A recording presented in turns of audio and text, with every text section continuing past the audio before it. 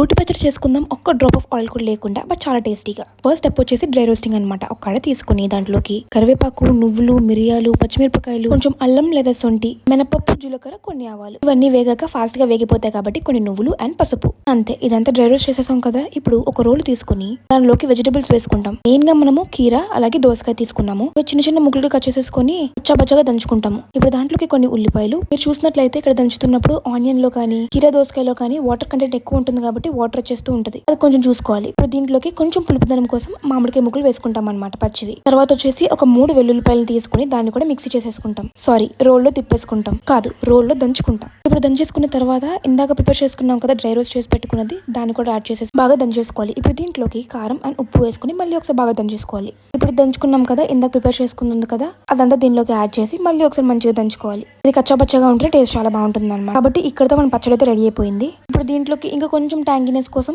కొంచెం lemon juice అలా పైన వేసేసుకొని ఒకసారి మంచి మిక్సీ చేసి వేడి అన్నంలో నెయ్యి వేసుకొని తింటే బాగుంటుంది, లేదా నెయ్యి వేసుకోకపోయినా కూడా బాగానే ఉంటుంది. మీరు కూడా ట్రై చేయండి. ఇంకా రెసిపీస్ కోసం సబ్స్క్రైబ్ చేయండి.